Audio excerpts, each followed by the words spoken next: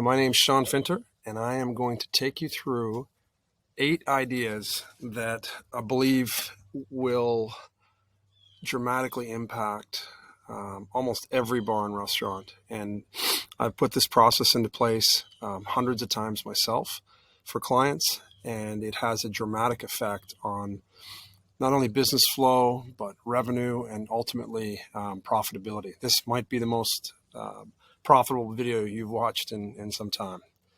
How I want you to think about this is it's a optimization checklist. If I was an investor in your bar, you would have a designated member of the team who would be focused on optimization for one quarter. It could change every quarter, or you can keep the same person in place, but we're constantly looking to optimize the bar. They're constantly changing organisms, and they are difficult to keep running unless you use a system like this, and it makes it quite simple. Even if you set it up perfectly the first time, things change, right? Marketing changes, so your guest tastes change, products, you get new products in, you lose some, storage needs, equipment. So we're constantly looking to run through this checklist each time changes are made in your bar. With this, you're going to get these worksheets, checklists, step by step. You'll be able to go through this process with your team. Ideally, the bar manager or the AGM would take this project on and have 2 or 3 members of the bar team help them out and really look to put these changes in place. It's important to understand up front too that there's no one big win here. It's a lot of 1%, 2%, 3% improvements that you're going to be able to make in your business. These are client results. A client of ours in Los Angeles had put in 3 bars, and their growth, to crank profitability up 10%, 23%, 9%, right? Real results. These are very common results. It's actually quite easy to get these sorts of gains. So I want you first to understand that each venue, and inside that venue, I want you to think about your bar stations as an independent station, right? So it might have 1 bartender at it. It could have 2 and a bar back. So you want to look at that and say, okay, what is that capable of?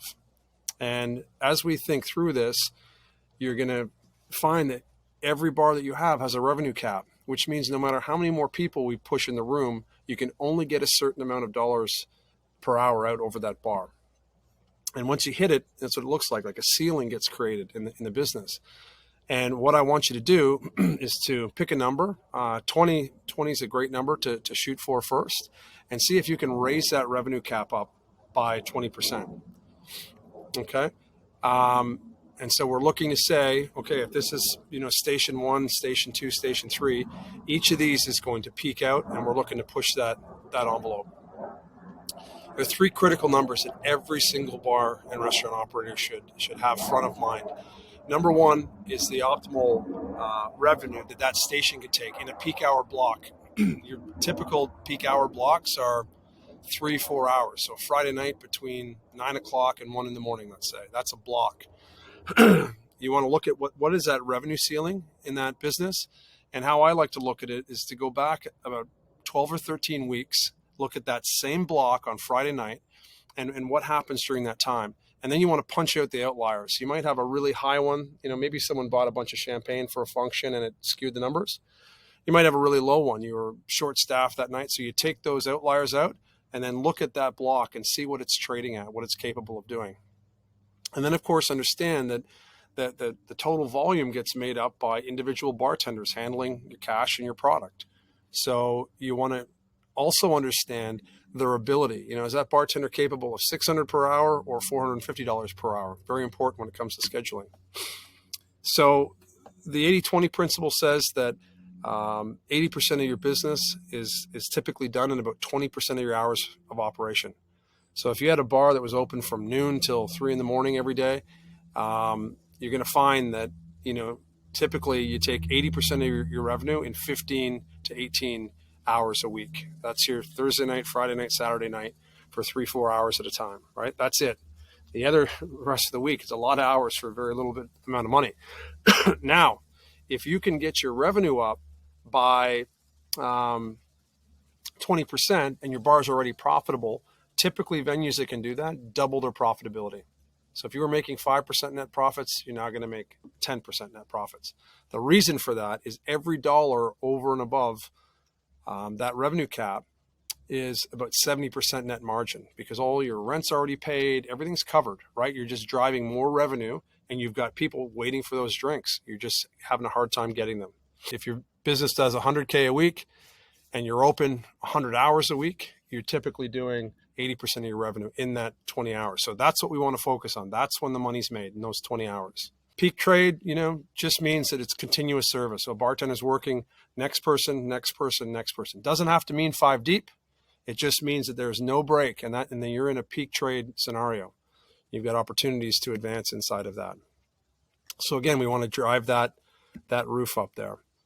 And then understanding the size of the prize here. When you look at, say, this is a big station, right? The main bar, and then you have the service bar down at the end there.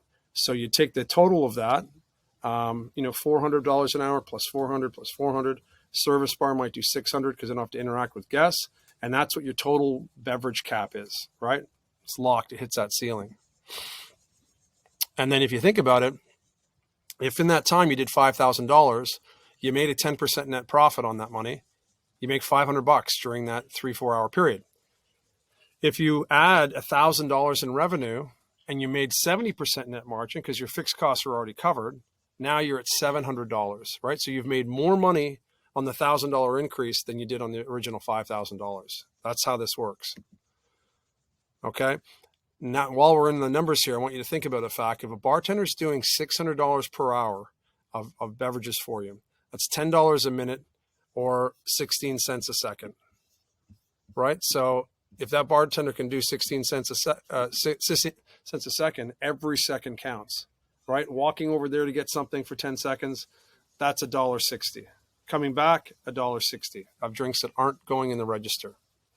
And then we also start to look at opportunity costs, because if you have one bartender that can do 600 an hour, and another can do 450, we have a $450 opportunity cost to have bartender 3 working during peak hours, right? Once you see the numbers this way, you'll never think of your bar the same again. You want to run it like a racehorse. You want to stack everything in your favor. Okay, so 8 quick things for you here to jack these numbers up.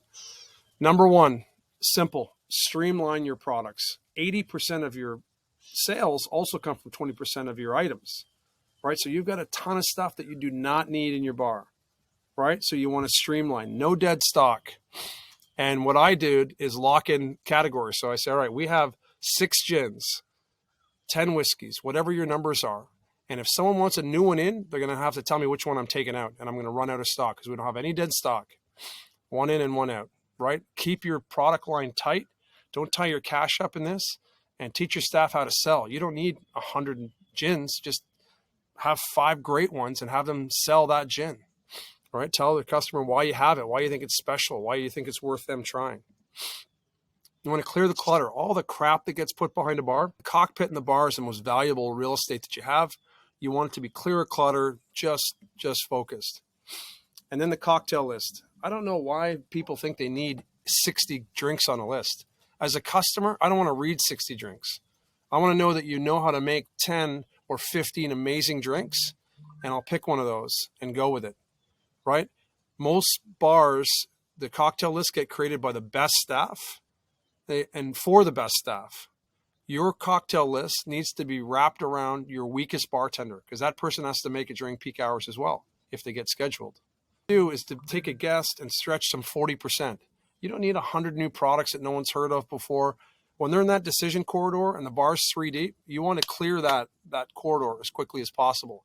Get them something interesting, delicious, perfectly made, and off they go again. And if you do insist on having a larger list, I really recommend that you have a peak hour list. So there's a cut down list. The big list goes away. The vanity list goes away, and you roll with the peak hour list.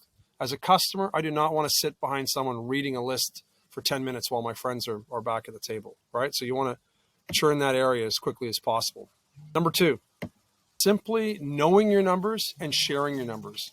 Bartenders are inherently competitive people, and you want to let them know that, hey, this bar at its best has done X amount of dollars per night. They will look to compete and to crawl those numbers up.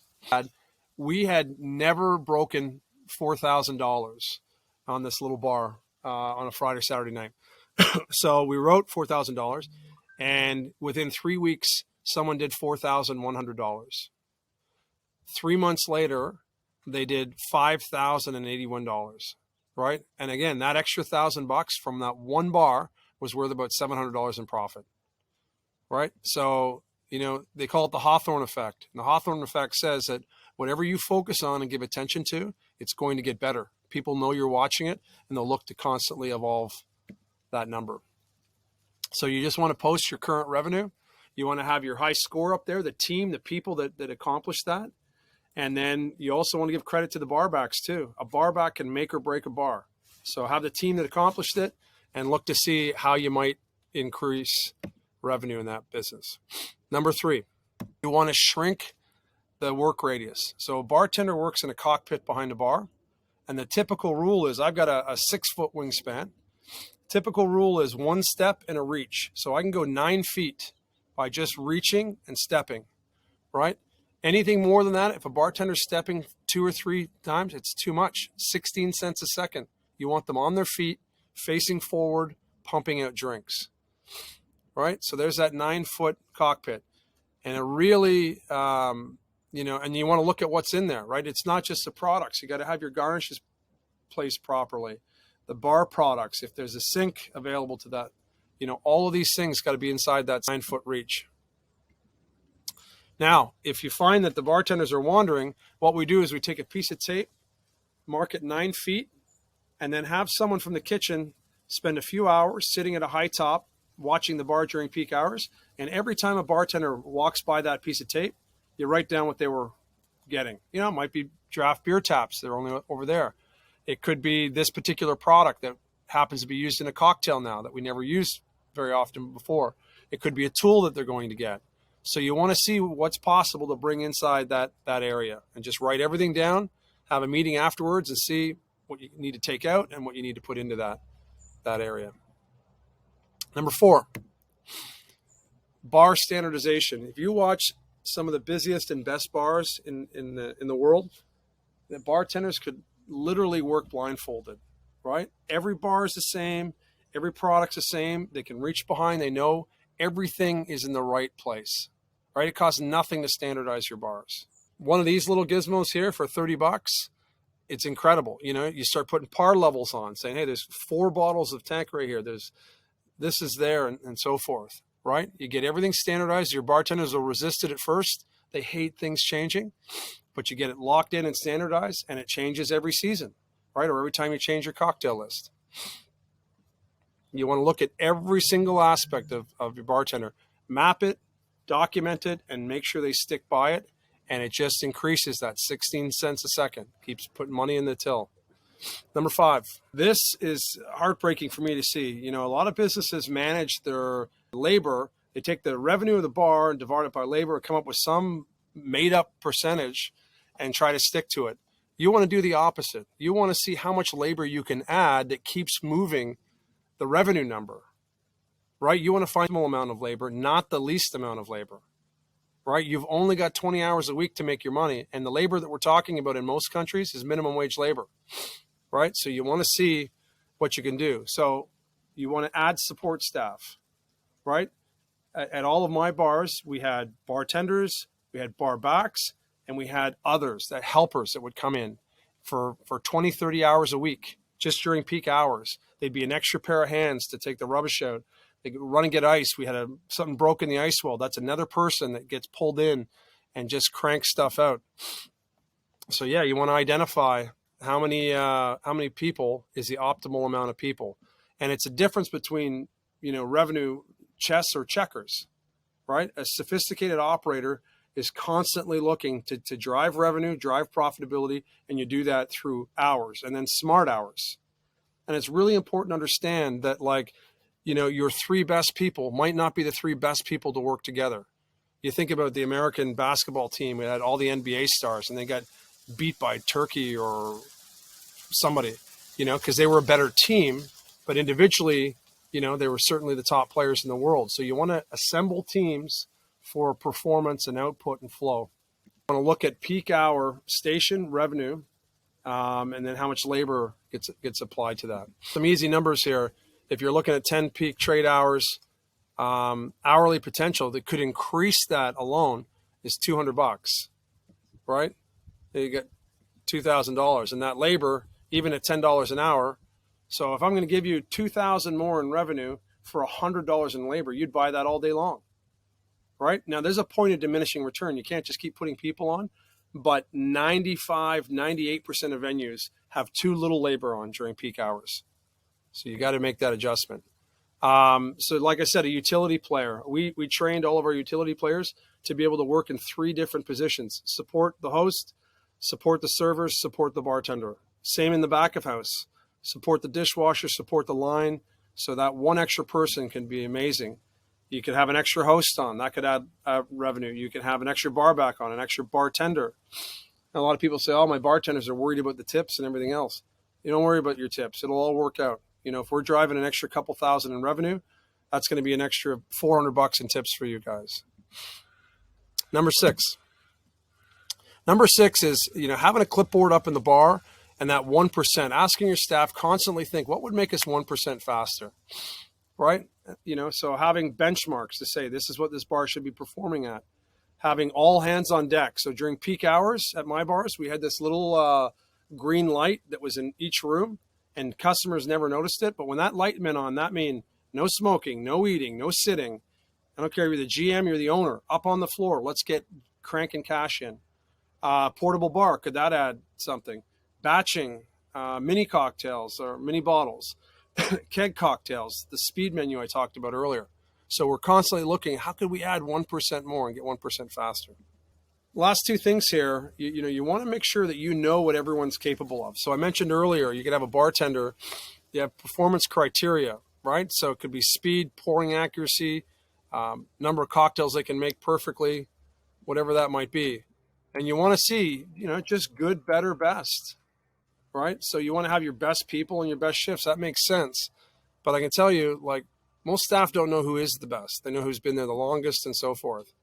So on this grid here, imagine having someone scheduled that does 400 an hour over 300. You have 4 peak hours at a $300 differential. That's $1,200 less that would hit the register, right? You need to know who your people are and what they're capable of. So you want to look at that output capacity and make sure that you're not having this sort of shortfall in your business. And setting some criteria for your staff, sales, pouring accuracy, cocktails, whatever it might be. And then what I like to do is use a tier system, the ski system. So we had green bartenders, green circles, we had the blue squares, and we had the black diamonds. And you were one of these, right? Top 20% were black diamonds, bottom 20 or the new people were green, and everyone else was blue. Easy. This meant that if you wanted to trade a shift, if you were black diamond, you could trade with anybody. If you were blue, you could trade with other blues or green. If you were green, you could only pick up green shifts, right? Makes sense. Then you don't have people that are a $300 differential trading shifts with each other. Isn't that client had some fun with it? They had a deckhand, a crew, a first mate. They had a pirate theme, and had some fun with that. Number 8. Now we know who the staff are. Now let's look at the shifts. So we take a shift, and we say, okay, we're busy, Thursday, Friday. Yeah, we know that. So on those nights, you have to have, the majority of black diamonds there and some blues at work. You might also have lunch. It's busy as hell because they only have one bartender on. And then you want to have those tiers. So again, a blue can only trade with a blue and a green. Black can work anywhere. Green can only work the green shifts. Or you're scheduled with a black diamond to get that mentoring and that coaching as you go. And they can swap shifts. They know who's who, and they constantly look to improve their game. And there's blue, black, green. Again, this is, putting this in place at this venue here. Inside of 8 weeks, they saw this sort of growth, and you can too. So that's it. 8 steps. You could do one of them, it'll make a difference. If you do all of them, I promise you. And if you measure and constantly post and share results and talk about it, you will see massive improvements to your bar. This might be the only video you watch that could literally double your profitability. So good luck with it. You got any questions? Sean at Bar Launch. Cheers.